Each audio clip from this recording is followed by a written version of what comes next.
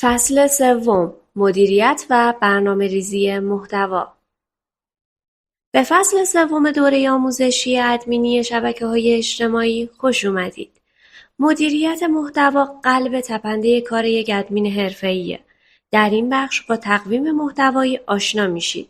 ابزارهایی که به شما کمک میکنه محتوای برندتون رو منظم و هدفمند و مؤثر منتشر کنید. بیایید بررسی کنیم که چطور یک تقویم محتوایی حرفه‌ای بسازید. تقویم محتوایی چیست؟ تقویم محتوایی برنامه‌ای زمانبندی شده است که مشخص می‌کنه چه محتوایی در چه زمانی و در کدام پلتفرم منتشر بشه. این ابزار به ادمین‌ها کمک می‌کنه تا از انتشار نامنظم جلوگیری کنند و استراتژی محتوایی برند رو همراستای هم نگه دارن.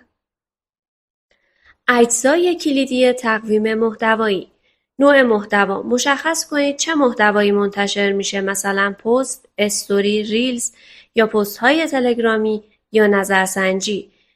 با توجه به هدفتون باید نوع محتواتون رو مشخص کنید.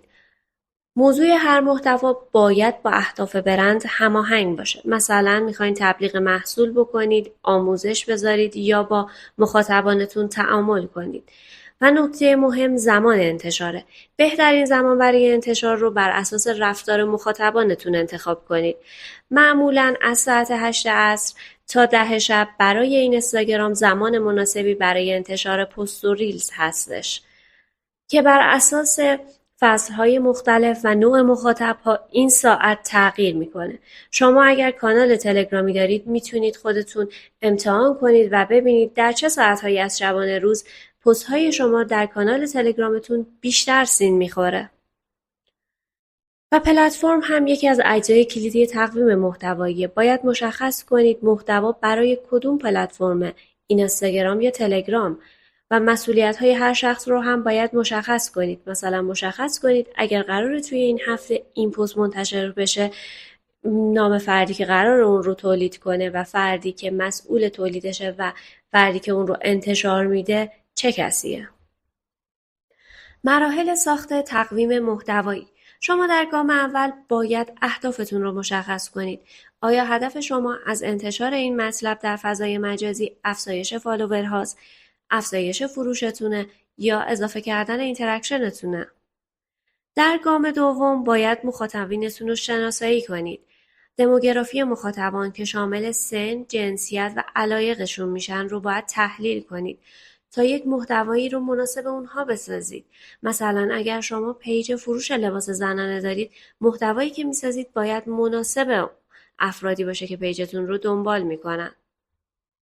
گام سوم، برنامه‌ریزی ماهانه. برای هر هفته موضوعات و انواع محتواتون رو مشخص کنید. مثلا توی هفته اول میخوام 3 تا پست آموزشی بسازم، 2 تا استوری تعاملی داشته باشم یا میخوام یه دونه ریلز طنز بسازم. باید همه موضوعات و محتوای شما از قبل مشخص باشه. گام چهارم، استفاده از ابزارها. ابزارهایی مثل گوگل کلندر به شما کمک میکنه که تقویم رو سازماندهی کنید. میتونید وارد گوگل کلندر بشین و خودتون تست کنید و ببینید چطوری میتونید زمان بندی و تقویمتون رو سازماندهی کنید. برای نوشتن یک تقویم محتوایی حرفه‌ای شما باید یک سری نکات رو رعایت کنید. نکته اول، تنوع محتوا. شما باید ترکیبی از پست‌های آموزشی، تبلیغاتی و سرگرم کننده داشته باشید که جذابیت پیج شما همچنان جذب بشه. مخصوصا این تنوع رو میتونید توی استوریاتون داشته باشید. نکته بعدی، انعطاف پذیریه. شما تقویمتون رو برای رویدادهای غیرمنتظره باید منعطف نگه دارید، مثل اخبارهای فوری که اتفاق میفته که مجبور به اعلام تسلیت یا تبریک هستید. نکته بعدی، بررسی و بروز رسانیه. شما هر هفته میتونید تقویمتون رو بر اساس عملکرد محتواتون، مثل نرخ تعاملی که در هفته گذشته داشتید، بازبینی بکنید و بررسی کنید و نکات ضعف و نکات قوت اون رو پیدا کنید. با یک تقویم محتوایی حرفه‌ای همیشه یک قدم جلوتر هستید. در بخش بعدی زمانبندی انتشار خودکار رو با هم بررسی می‌کنیم. با ما همراه باشید. زمانبندی انتشار خودکار. زمانبندی انتشار خودکار ابزاری قدرتمند برای صرفه‌جویی در زمان و افزایش کارایی ادمین هاست. در این بخش یاد می‌گیرید چطور محتوا رو به صورت خودکار و در بهترین زمان ممکن منتشر کنید تا تاثیرگذاری حداکثری داشته باشید. چرا زمانبندی مهمه؟ بهترین زمان انتشار در پلتفرم‌ها زمانهایی هستش که مخاطبان فعال‌ترن. مثلا از ساعت 7 تا 9 شب، 8 تا 10 شب برای اینستاگرام و ظهرها برای تلگرام که در هر کانال و در هر پیج متفاوته. شما میتونید نرخ تعاملتون رو در ساعت‌های مختلف بررسی کنید. و این موضوع باعث صرفه‌جویی در زمان میشه. با برنامه‌ریزی قبلی ادمین ها میتونن روی وظایف دیگرشون مثل ارتباط با مخاطبان تمرکز کنن و باعث ثبات حضور هم میشه. انتشار منظم محتوا اعتماد مخاطبان رو جلب میکنه. بعضی از پیج های موفق در اینستاگرام هر روز در یک ساعت مشخص یک ریلز رو منتشر میکنن.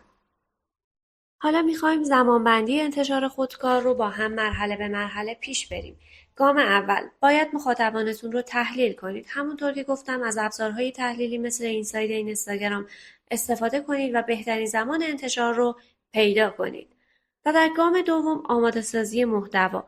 پست ها، کپشن ها و تصاویرتون رو باید از قبل آماده کنید و معمولا این کار رو از 1 یا 2 روز قبل انجام بدید. این موضوع باعث میشه که روند رشدتون بهتر و بهتر بشه.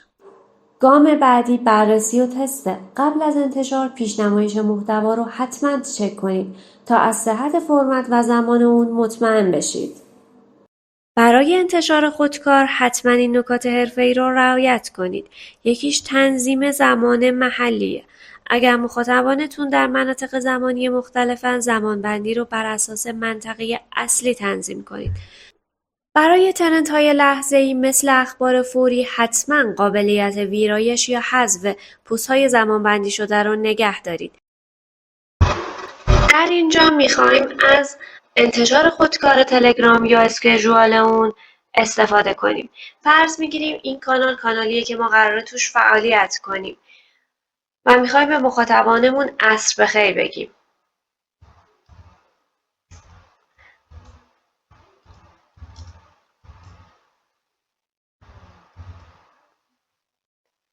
این قسمت کلیک میکنیم و اسکیجوال مسیج رو انتخاب میکنیم. همونطور که میبینید میتونید بهش ساعت بدید. توی این تاریخ و این ساعت منتشر بشه. ما ساعت رو میزنیم. ساعت 18:30. و این پیام ها از قبل همین پیام رو من نوشته بودم که بهتون نشون بدم که پیام هایی که اسکیجوال بندی میشن ساعت های مختلفشون اینجا قرار داره و شما میتونید ببینید اونها رو تنظیم کنید. بعد میتونید این قسمت کلیک کنید، متن رو ادیت کنید یا اگر میخواید که همون زمان مثلا منتشر بشه سنت ناو بزنید و اون مسیج الان داخل کانال شما قرار گرفته. همچنین میتونید ساعت انتشار رو اینجا تغییر بدید. به همین راحتی کاراتون رو میتونید خیلی سریعتر توی تلگرام انجام بدید. یک راه دیگه هم برای انتشار خودکار در اینستاگرام وجود داره. شما میتونید وارد سایت متا بیزینس سویت بشید. به این آدرس و در قسمت پلنر شما کریت پست رو میزنید، پست رو میسازید و زمانی که حالا مثلا من این پست رو ساختم میخوام منتشر کنم میتونید اسکیجوال رو بزنید و توی ساعت مشخصی براتون ارسال بشه. فقط حتما باید اکانت شما متصل به اکانت فیسبوکتون باشه، به یه صفحه فیسبوک وصل شده باشه پیجتون تا بتونید انتشارش بدید. با زمانبندی خودکار کارایی شما به عنوان ادمین چند برابر میشه. فصل سوم هم به پایان رسید. در این فصل نکات خیلی خوبی رو یاد گرفتیم. در فصل بعدی به استراتژی‌های تعامل با مخاطبان می‌پردازیم. ممنون از همراهی شما.